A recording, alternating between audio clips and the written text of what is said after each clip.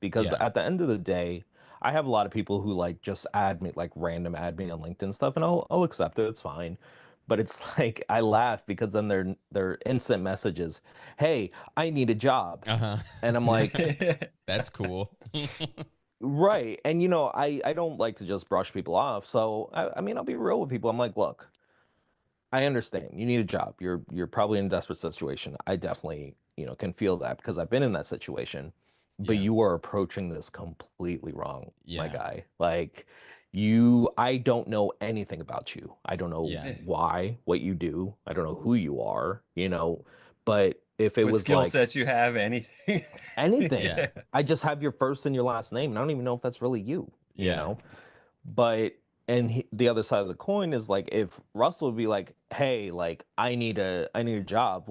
Well, I mean, I have a rapport with him now, right? I Yeah. know who he is. I kind of know his Yeah. mentality. I know what he's good at. I know things he's built. So then I'm more inclined now to be like, "Oh yeah, let me try to help you out with this." So Yeah. it's building these relationships. Hmm. And with this persona engineering, which I don't even know if this is a term. I'm You gonna made it coin up, but it. It's yeah, mine. Yes, it's staying right here, you own it. trademarked.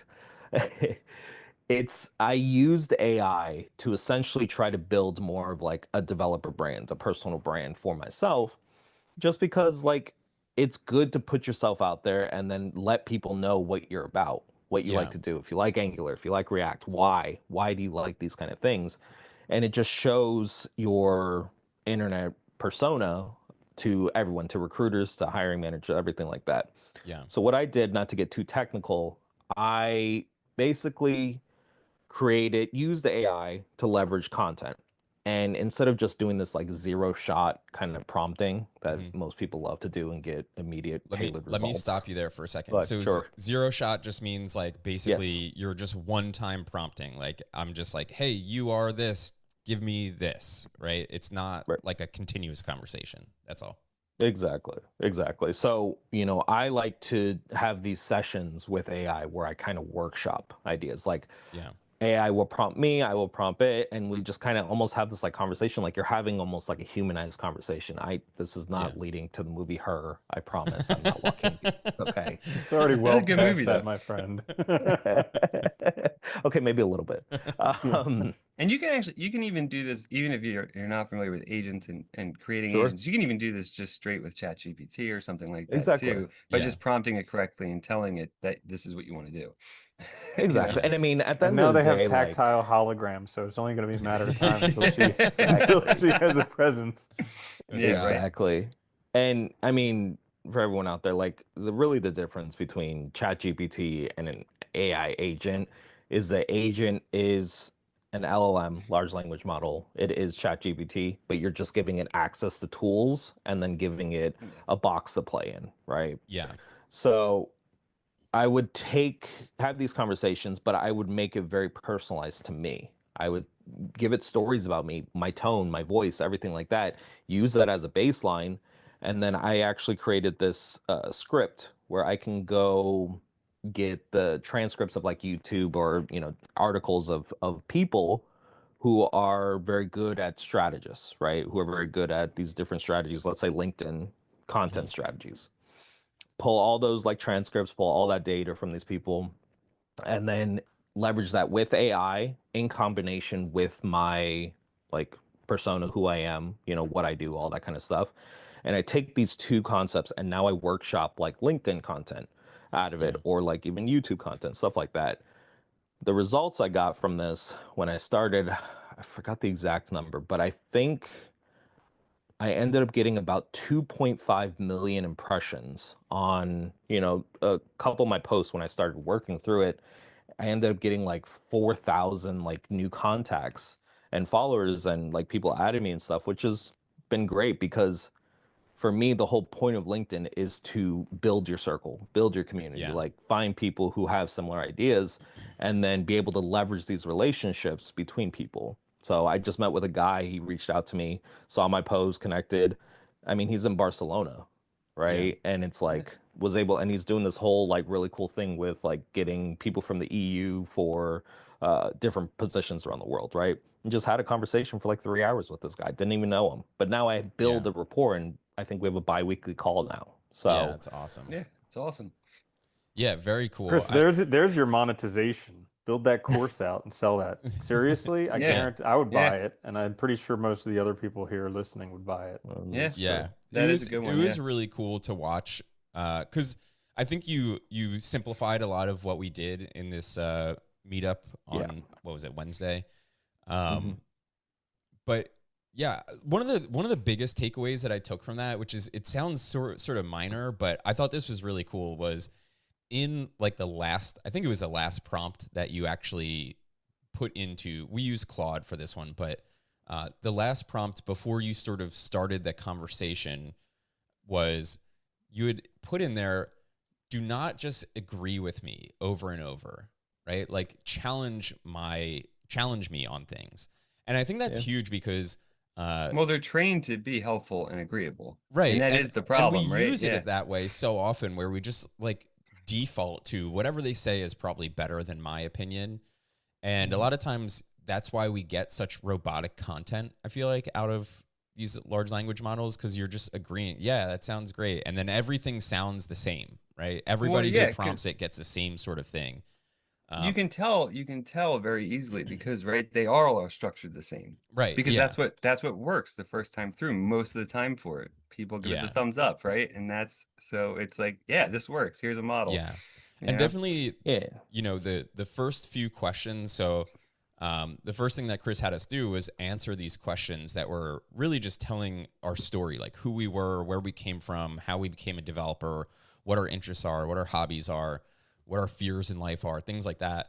And you're just giving it all this information so that it can really craft more personalized content about you and create, you know, great content. And I think this is something that we see a lot of our students inside the inner circle leveraging right now, which is, you know, sharing their story as they're learning. And I think that's one of the best things you can do as a developer, right? Because you're not just working in isolation. You know, when a hiring manager goes to, like, you know, you get to that last stage of like, okay, these are, you know, the best candidates, they're going to look into you a little more, and they're going to probably just type your name into Google or something like that.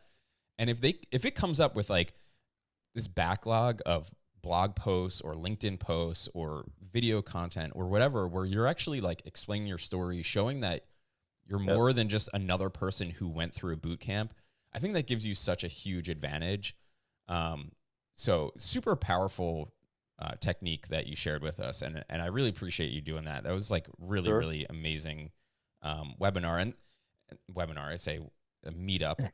But I think that's like, I want to ask you too, like for people who are doing this, either self-teaching, going through a boot camp, we even have people who've gone through like CS degree, anybody who's doing that and is looking to find a job, would you suggest, and I know the answer to this already, but would you suggest that these people go out and network, like go to meetups, go to conferences? Do you think that's powerful, or should they just, you know, press easy apply over and over and over until their finger goes numb?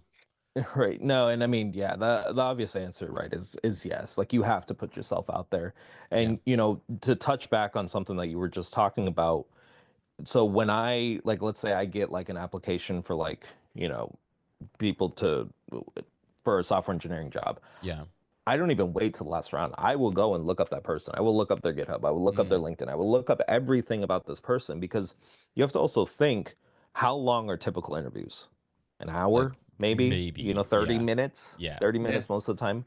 How are you going to tell your entire life story, tell who you are? Because at the end of the day, every single person is unique, right? Yes. Everybody has a unique story. And because of your unique story, makes you a unique developer in some sense, right? In some way. There is no way you can convey that in 30 minutes. No. Even Well, the it best. also makes, I think also too, you're looking for somebody that's going to fit on the team, right?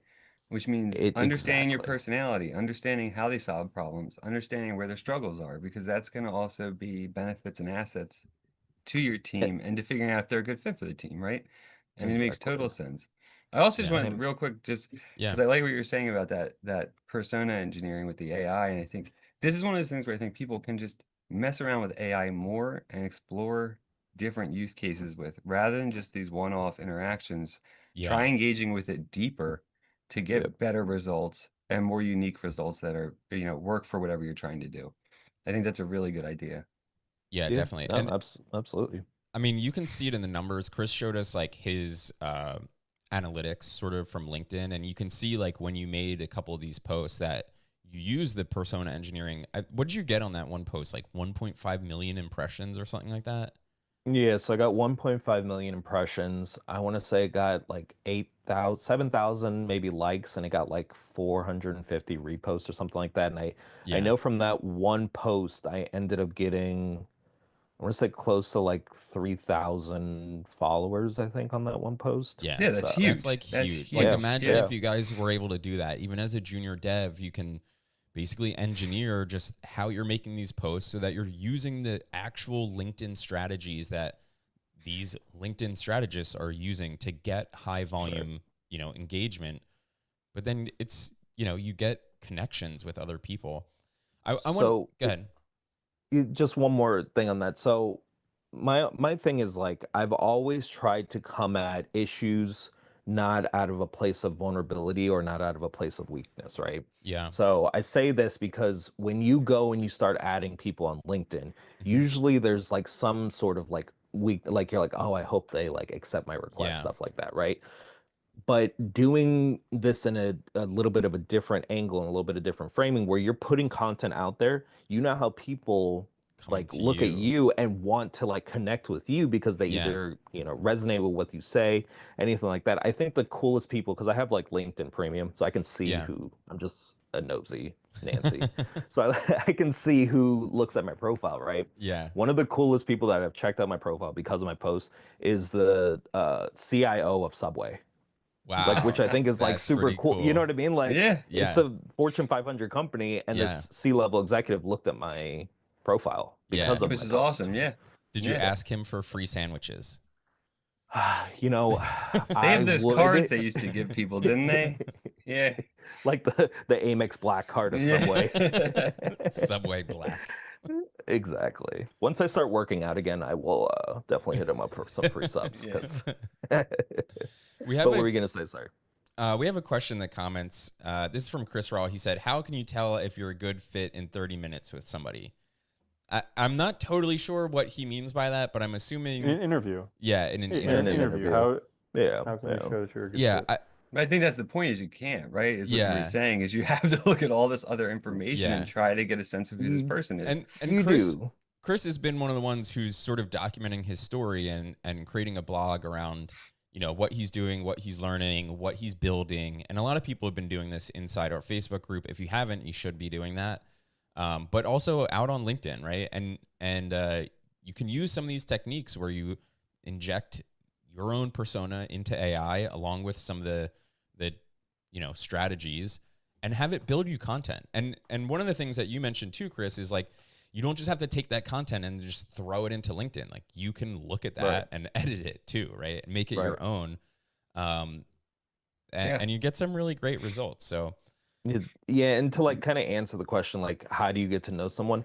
That's probably why leak questions are, oh my God, Leak Code. the leak code. Yeah, Yeah. sorry, I was on a game show called Leet Heat, so that's Yeah. like literally the first thing I always think about. So leak code. That's the reason why a lot of these FANG companies or like a lot of companies will use these as kind of like markers. Mm, At the end of the day, they don't actually care about you solving the problem. That's not the whole yes. point about it, right? Yeah. The entire point of this process, I'm going to give you something extremely hard because it's a scenario. If I give you a bug, Yeah. are you going to spend 3 minutes on it and then come blow up my DMs and say, hey, how do I do this? Or how do I do that? How do I do that? No, I want to see your process. How do you attack this? What do you do first? What's your Yeah. process of then figuring out what do you do when you get stuck? So solving Yeah. one leak question in 30 minutes gives me a pretty good idea of how you would work as an engineer.